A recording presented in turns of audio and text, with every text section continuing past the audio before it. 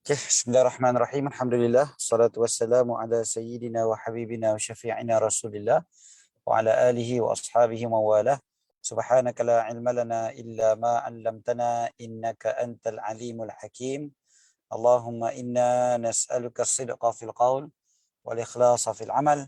Allahumma amin, amma ba'd. Alhamdulillah, syukur pada Allah SWT. Allah pilih kita pada pagi ni, pada pagi bulan Safar, kan, pagi Khamis bulan Safar.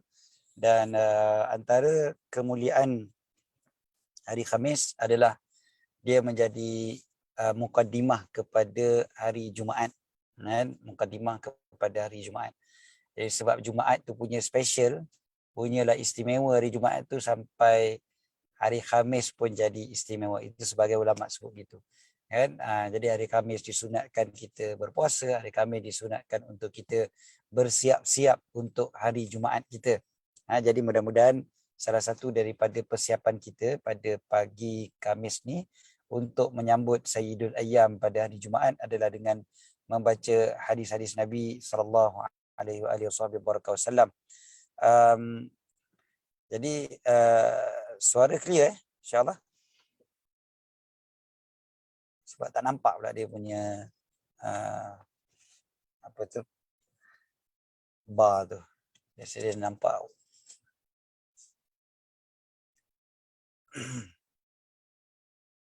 Nampak tadi yang jawab. Clear, alhamdulillah. Okey. So terus kita pergi pada hadis yang seterusnya insya-Allah. Bab masih lagi kita bincang bab sabar. Kita sampai pada hadis yang ke-17 daripada bab ini dan hadis yang ke-41 daripada kitab Riyadhus Shalihin. Hadis yang berikutnya daripada Sayyidina Khabbab ibn al-Arat. Kita riwayatkan dengan sanad bersambung pada Imam An-Nawawi rahimahullah wa nafa'ana bihi fid dharain amin.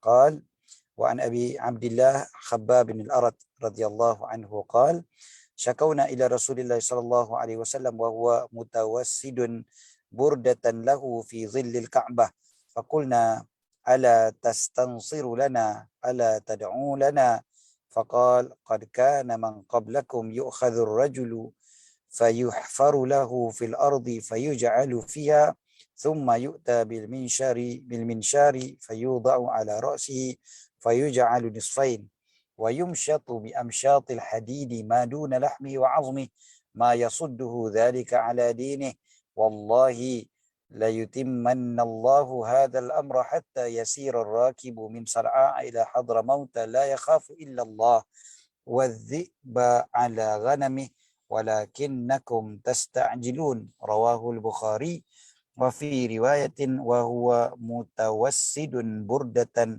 wa qad laqina minal musyrikin shiddatan. Jadi apa yang disebutkan di sini oleh Sayyidina Khabbab bin al-Arat radhiyallahu taala anhu, cerita tentang bagaimana mereka mengadu kepada Rasulullah sallallahu alaihi wasallam. Ketika itu Rasulullah sedang berehat di bawah naungan Kaabah dengan berbantalkan ridaknya, kan? Ridak ini ataupun burdah disebutkan ini, burdahnya. Burdah ni dia ada macam-macam makna. Sebahagian sebut burdah maksudnya adalah jubah, sebahagian sebut burdah itu adalah satu kain yang berbentuk 4 segi, yang kecil, yang dipakai oleh orang Arab kebiasaannya, ataupun kita juga biasa panggil sebagai selendang, kan? Dan pelbagailah maksud kepada burdah, tapi apa pun maknanya sejenis kain lah yang dilipat mungkin ketika tu dan dijadikan alas kepada Nabi SAW ketika berbaring. Maknanya bukanlah bantal tebal-tebal, kan? Nabi SAW letakkan kain tu dan baginda berehat di situ, berbantalkan tu di mana fi zillil Ka'bah, di bawah lembayung Kaabah, di bawah naungan Kaabah. Itu Nabi SAW berehat. Kemudiannya, ini cerita ni bila ni? Ini cerita ni tentulah ketika mana sebelum hijrah lagi, ataupun ketika mana orang kafir Quraisy telah makin kuat, makin bertambah kadar kezaliman mereka terhadap umat Islam, terhadap Nabi SAW dan juga para sahabat. Jadi apa kata Sayyidina Khabbab? Beliau kata, ala tastansiru lana, ala tad'u lana. Mengapa tidak Tuan berdoa supaya kita mendapat bantuan? Ala tastansir, tastansir minta bantuan. Tidakkah kali engkau Tuan meminta bantuan untuk kami? Dan kemudiannya, ala tad'u lana, tidakkah Tuan meminta doa untuk kami, ataupun mengapa Tuan tidak minta doa pada kami? Dan bukanlah maksudnya kat sini dia mempersoalkan, tapi dia satunya Sayyidina Khabbab, maknanya dalam konteks ni, satu mungkin memberi cadangan, memberi pandangan, dan juga meminta faham kenapa Nabi SAW tidak meminta doa untuk bantuan kemenangan, ataupun meminta faham kenapa bantuan tak sampai-sampai lagi. Kan, maknanya dalam keadaan yang begitu dahsyat mereka diseksa, kan, sampai ada yang dah mati terbunuh pun. Jadi kenapa bantuan tak sampai-sampai lagi pada kita, macam tu. Jadi bukanlah dia dalam keadaan tidak beradab kepada Nabi SAW, tapi lebih kepada ingin mengetahui, kan, adakah Nabi SAW sudah berdoa tapi doa tu belum dimustajabkan, ataupun kalau tidak berdoa, mengapa pula Nabi SAW tidak berdoa? Kan, bukan Nabi tak berdoa sebenarnya, tapi lebih kepada kenapa Nabi tak minta bantuan tu datang segera, waktu tu juga selepuk terus, tiba-tiba orang kafir Quraisy semua mati, contohnya, kan. Jadi apa jawapan Nabi SAW? Qad kana man qablakum yu'khadhur rajulu fayuhfaru lahu fil ardi fayuj'alu fiha. Nabi SAW jawab simple je. Nabi tak jawab Nabi doa ke tidak, tapi Nabi SAW jawab, dulu ni sebelum kalian qad kana man qablakum, orang yang sebelum daripada kalian, yu'khadhur rajulu, seorang lelaki itu ditangkap ataupun diambil oleh tentulah oleh musuh lah, kan.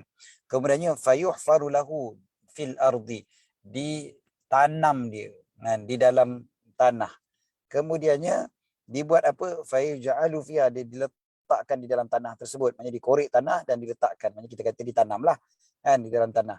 Kemudiannya tak cukup dengan tu, yu'ta bil minsyar, dibawakan pula gergaji, fayudha'u ala ra'sihi, dan gergaji itu diletakkan di atas kepalanya, fayuj'alu nisfain, lalu dia dibelah dua, kan. Dahlah kena tanam dekat tanah, diletakkan gergaji atas kepala dan dibelah dua. Kemudiannya wayum syatu bi amsyatil hadid, dan ada pula yang mana di daging dan tulangnya ada dikatakan bahawa orang yang sama dekat sini, kan, disikat-sikat dengan sikat besi. Apa dia, daging dan tulang belulangnya, kan, disikat dengan sikat besi, kena rik, kan, begitu, kan, dihancur-hancurkan begitu. Ma yasudduhu zalika ala dinih, tapi orang tersebut, apa yang dibuat oleh orang-orang kafir tersebut tidak menyebabkan dia meninggalkan agamanya, kan. Ma yasudduhu maknanya ma yamna'hu, menghalangnya, andini, daripada agamanya, maksudnya agama Islam ni lah, kan. Dia tak adalah rasa nak tak tercabar lah, kita kata, dia punya agama dia, dan terus menerus dia bertahan dengan agama dia. Ataupun umat Islam ketika itu pun macam tu, walaupun dah nampak kawan dia kena macam mana sekalipun, tetap mereka mereka tetap berpegang teguh kepada agama Islam ini. Kemudiannya Nabi SAW beritahu, demi Allah, wallahi, Allah SWT akan menyempurnakan agama ini. La yutimmannallahu hadzal amra.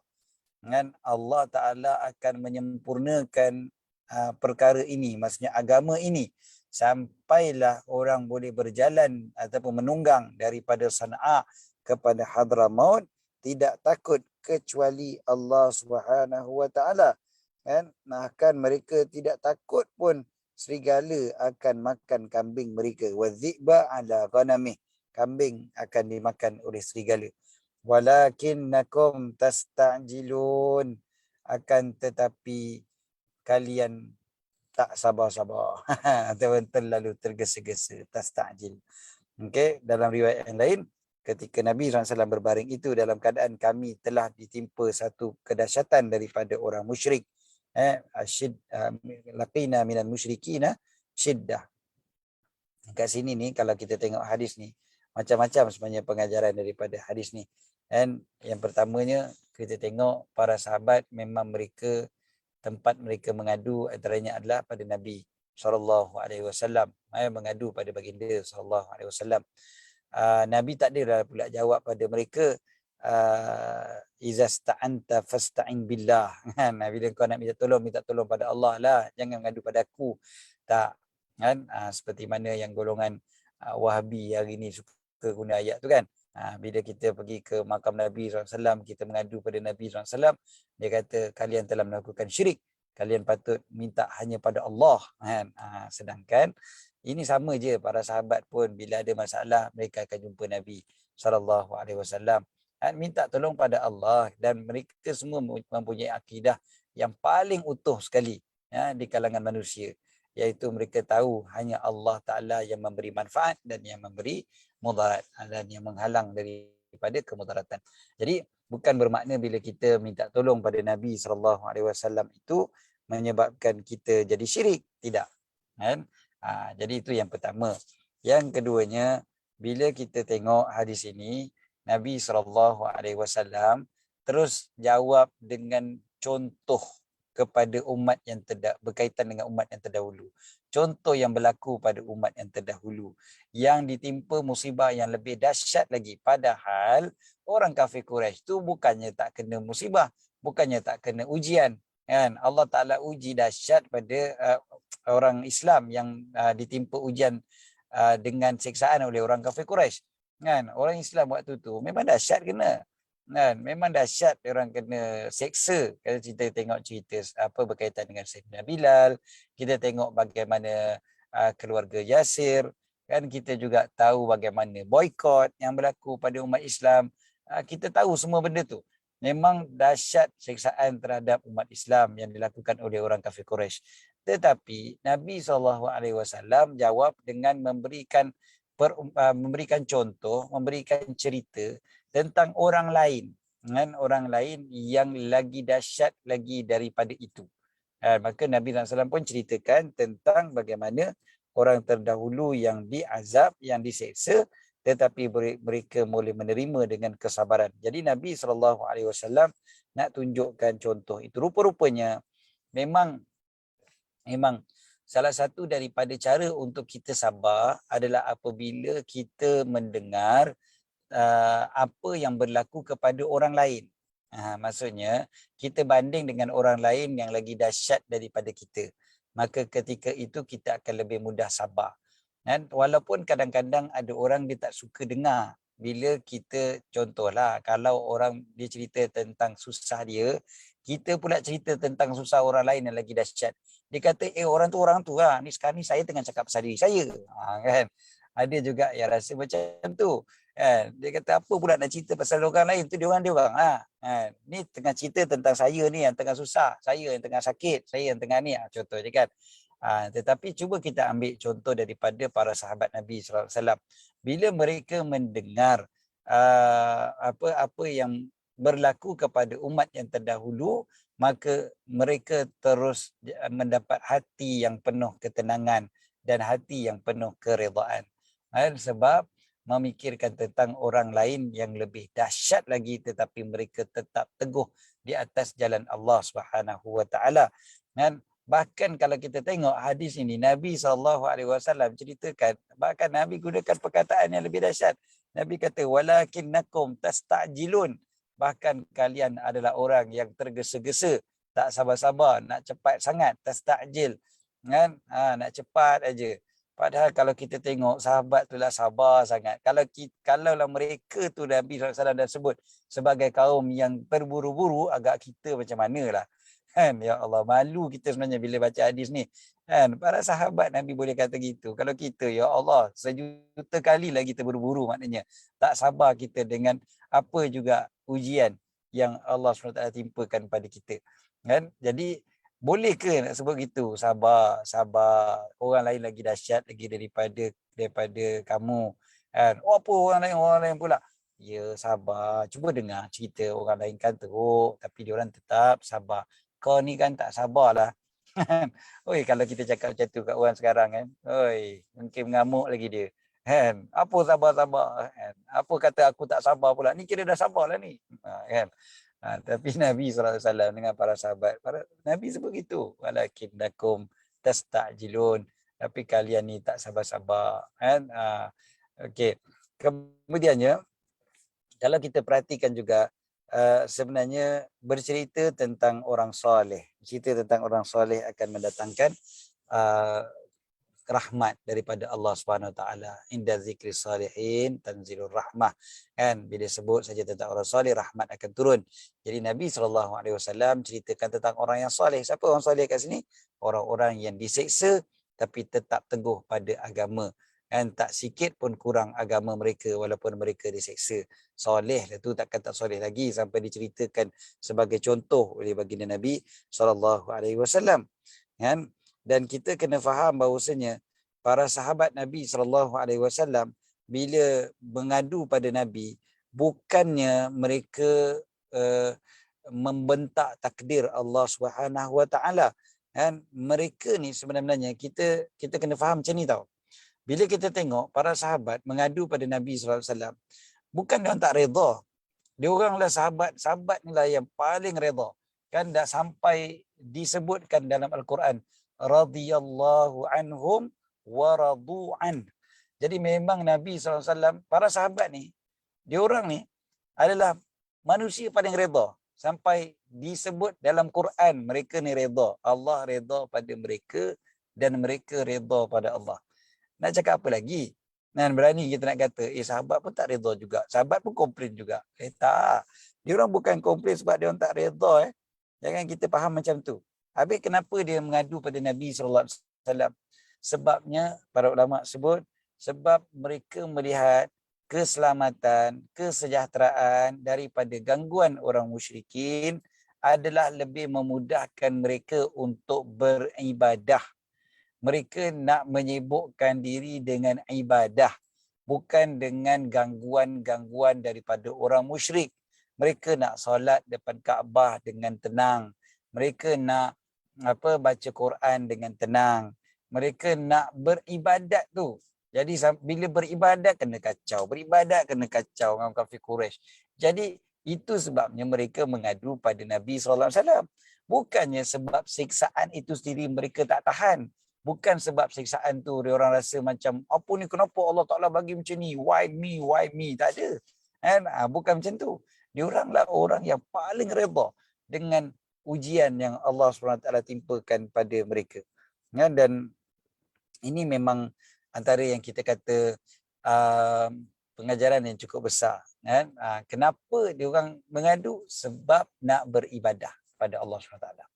Okay, seterusnya pengajaran daripada hadis ini adalah setiap zaman, daripada zaman sebelum Nabi SAW sampai bila-bila, memang nak membawa agama ini ada sahaja ujian demi ujian yang Allah Ta'ala timpakan.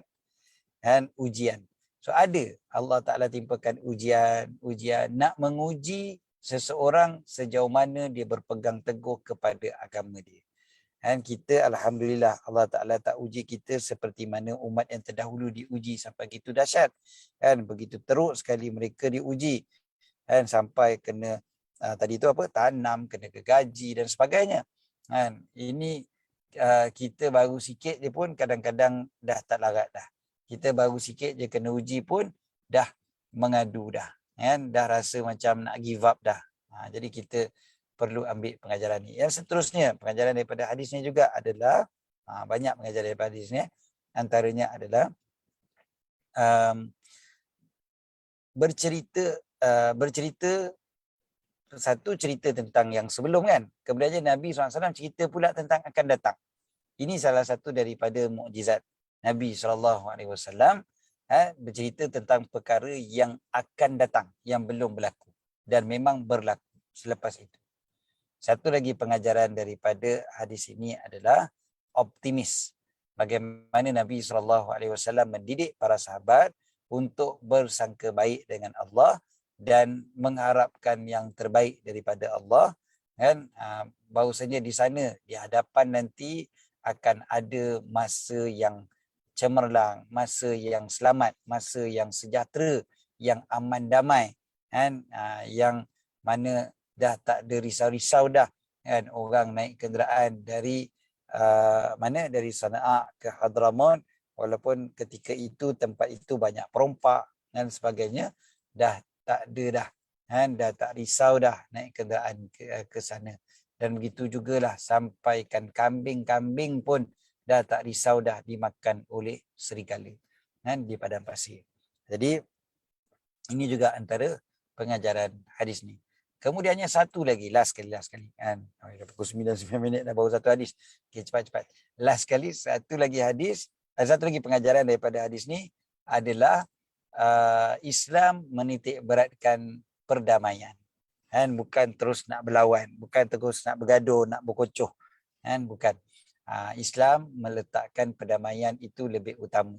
Jadi kesabaran itu lebih utama. Tak adalah terus nak melawan, nak terus nak angkat pedang, terus nak berperang. Bukan. Dan Islam lebih mengutamakan kesejahteraan, keamanan. Okey, wallahu a'lam. Itu pengajaran daripada hadis yang ke-17.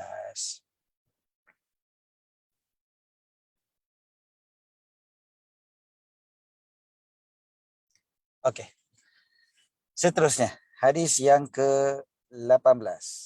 Hadis yang ke-18, Rabi anhu qala wa an ibn Mas'ud radhiyallahu anhu qala lamma kana yawm Hunain athara Rasulullah sallallahu alaihi wasallam nasan fil qismah fa'ata al-Aqra' ibn Habis mi'atan min al-ibil wa'ata Uyainah bin Hisn misla dhalik wa'ata nasan min ashraf al-Arab wa atharahum yawma idhin fil qismah faqala rajulun wallahi inna hadhihi qismatun ma udila fiha wa ma urida fiha wajhullah faqultu wallahi la ukhbiranna Rasulullah sallallahu alaihi wasallam فأتيته فأخبرته بما قال فتغير وجهه حتى كان كالصرف ثم قال فمن يعدل إذا لم يعدل الله ورسوله ثم قال يرحم الله موسى قد أوذي بأكثر من هذا فصبر فقلت لا جرم لا أرفع إليه بعدها حديثا متفق عليه وقوله كالصرف هو بكسر الصاد المهملة وهو صبغ أحمر. Okey, cerita ni cerita daripada Sayyidina Ibn Mas'ud waktu perang Hunain ataupun selepas daripada perang Hunain. Perang Hunain kita tahu berlaku selepas daripada pembukaan kota Mekah, dan Hunain ini adalah tempat dekat dengan Taif, dekat Taif. Jadi antara Mekah dengan Taif. Ini perang yang berlaku selepas daripada pembukaan kota Mekah, perang Hunain.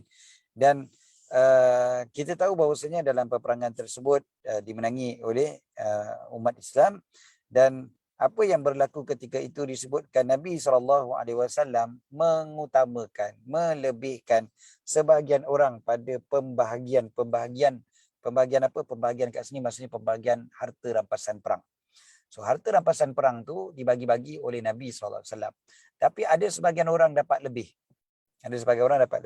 Contohnya disebutkan dekat sini, Nabi SAW bagi pada Sayyidina Al-Aqra' ibn Habis 100 ekor unta. Okey. Ini biasanya Nabi SAW ni bagi kepada siapa?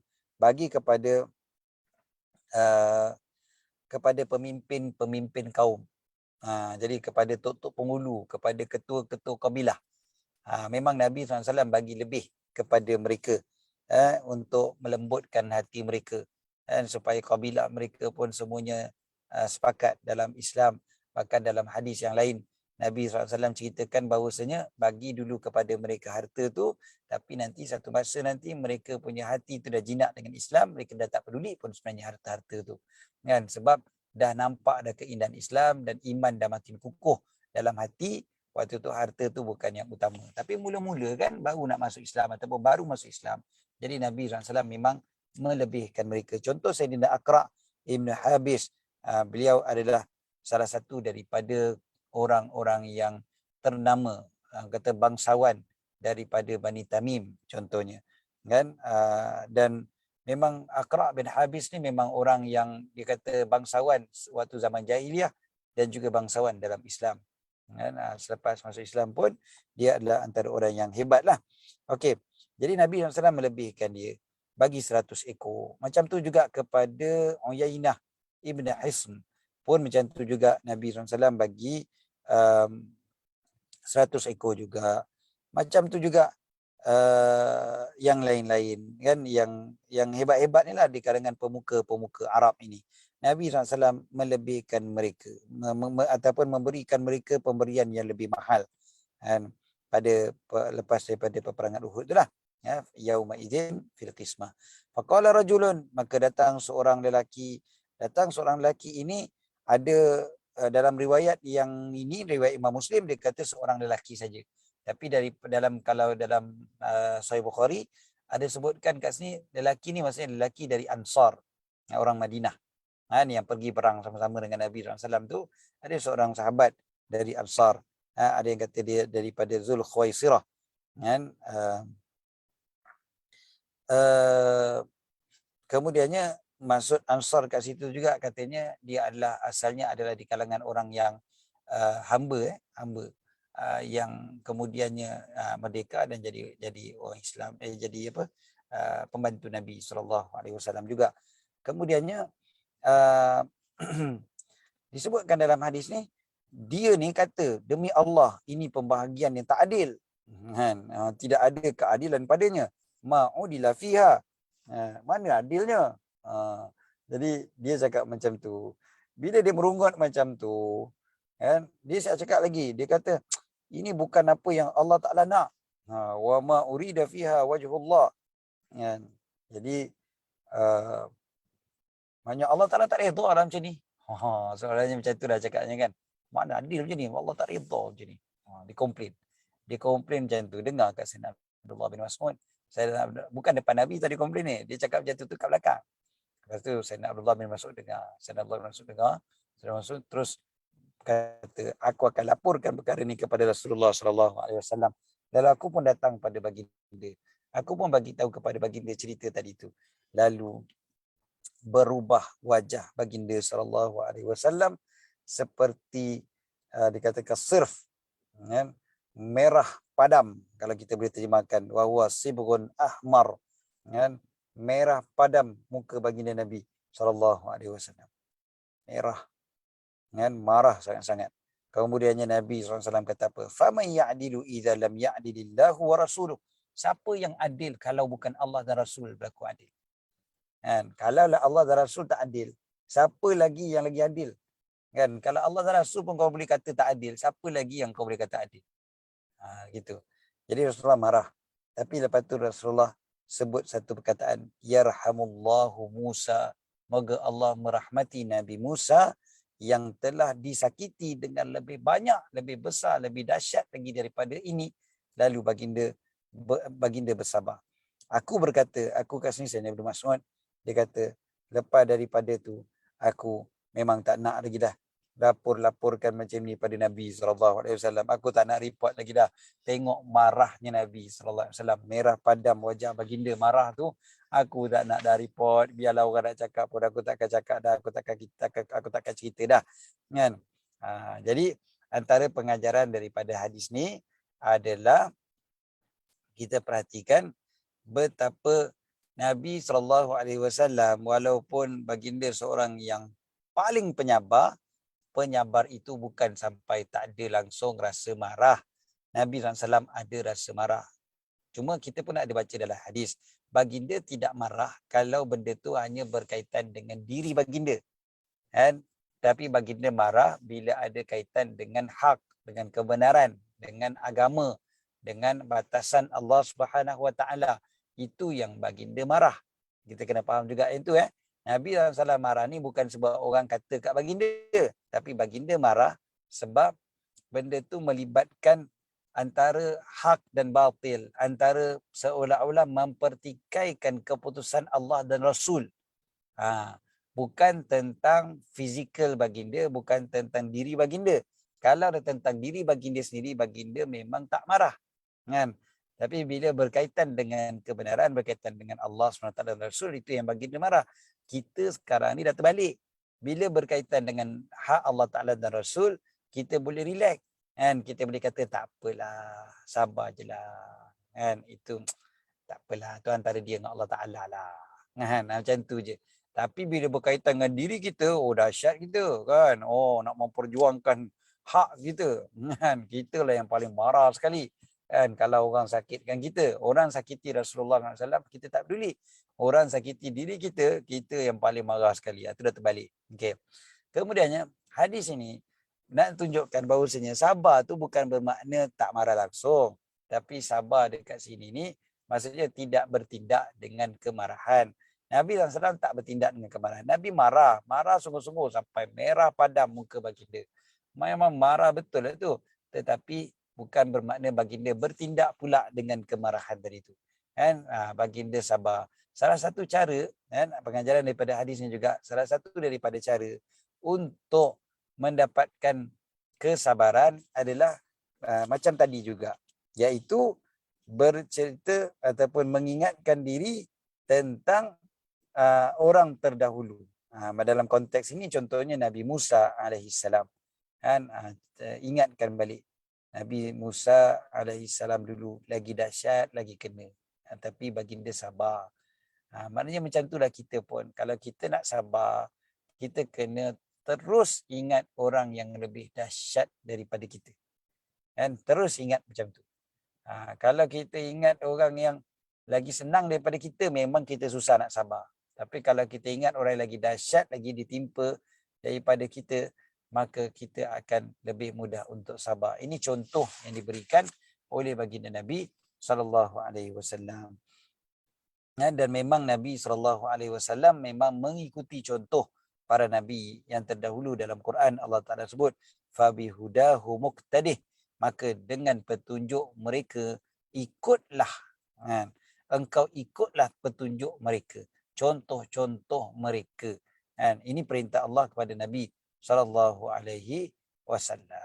Kemudiannya hadis ini juga menunjukkan baginda Nabi SAW selaku seorang manusia, baginda juga ada sifat, ada juga terkesan dengan perkara yang menggembirakan dan perkara yang menyedihkan, perkara yang menggeramkan, pun ada terkesan. Jadi kita pula jangan kita terlampau blame diri kita kalau kita ada rasa marah, kalau kita ada rasa geram, kita ada rasa sedih dan sebagainya. Kan? Kita jangan terlampau push diri kita sampai kita pula depress. Kan? Aku ni asyik sedih, aku ni asyik marah. Bukan. Itu tak ada masalah. Yang masalahnya adalah kalau kita bertindak dengan emosi kita tu, kan, bertindak dengan marah kita tu, itu yang salahnya. Kan? Jadi ini antara pengajaran. Kira Nabi SAW makhluk yang paling agung.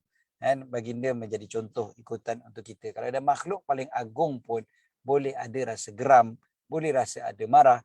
Kan? Apatah lagi kita yang manusia biasa.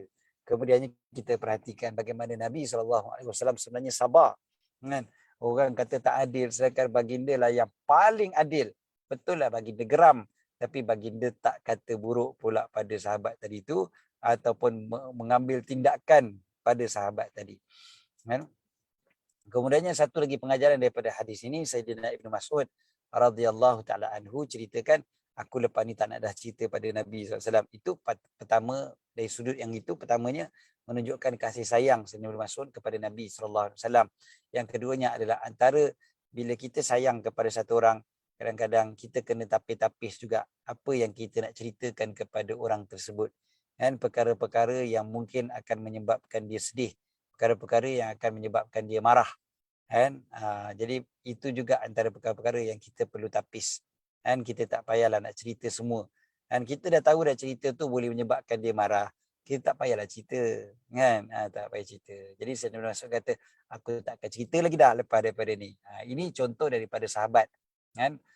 Bahawasanya memang kalau benda tu boleh menyebabkan kawan kita tu marah, orang yang kita sayang tu marah, kita kena tapis-tapis lah. Kena pandai lah. Kalau nak cerita pun, kena ada dia punya momen, ada dia punya waktu yang tertentu, yang terpilih. Kan? Itu pun kalau perlu diceritakan. Kalau tak perlu nak diceritakan, maka tak payah. Kan? Simpan ajalah. Tak ada masalahnya. Kan? Jadi cukup setakat tu untuk kali ni. Kita ambil 2 hadis saja untuk pagi ni. Mudah-mudahan ada keberkatan dekat pada kita. Kan? Kiralah kita kat mana pun, dekat rumah kita, maka mudah-mudahan barakahlah rumah kita, insya-Allah. Pada satu hari ini dan juga satu minggu ini, insya-Allah, ya, dengan hadis Nabi SAW yang telah kita bacakan. Dan cukuplah Nabi Muhammad SAW sebagai contoh untuk kita dan juga sumber kegembiraan pada kita, sumber ketenangan kita, sumber kesabaran kita. Dan bila kita ingat baginda Nabi Muhammad SAW, insya-Allah kita akan lebih sabar.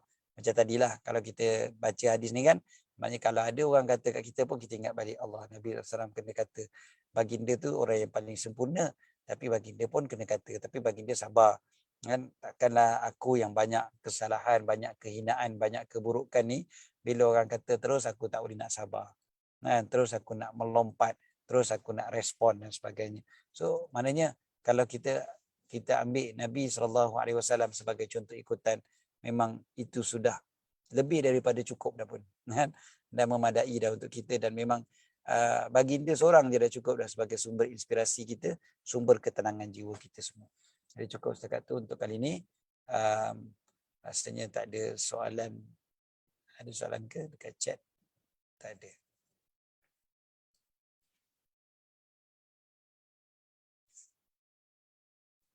Apa ramai orang kat Masjid Negara hari ni? Okey. Jadi cukup setakat tu untuk pagi ni. Aku qauli hadza wa astaghfirullahal azim li wa lakum. Bismillahirrahmanirrahim. Rabbana fa'alna ma 'allamtana, rabbi 'allimna alladhi yanfa'una. Rabbi faqihna wa faqih ahlana wa qarabatin lana fi dinina ma ahli al-qudri unsa wa dhakar. Rabbi waffiqna wa waffiqhum lima ترتضي قولا وفعلا كرما وارزق الكل حلالا دائما واخلا اتقياء علماء نهضى بالخير نكفى كل شر. ربنا اصلح لنا كل شؤون واكر برضا منك العيون واقض عنا ربنا كل ديون قبل ان ياتنا رسل المنون واغفر واستر انت اكرم من ستر. وصلاة الله تغشى المصطفى من الى الحق دعانا ولوفى بكتاب فيه للناس شفاء وعلى الآل الكرام الشرفاء وعلى الصحب المصابيح الغرر. اللهم اهدنا بهداك واجعلنا ممن يسارع في رضاك ولا تولنا وليا سواك ولا تجعلنا ممن خالف أمرك وعصاك. وحسبنا الله ونعم الوكيل ولا حول ولا قوة إلا بالله العلي العظيم. صلى الله على سيدنا محمد وعلى آله وصحبه وسلم. الحمد لله رب العالمين.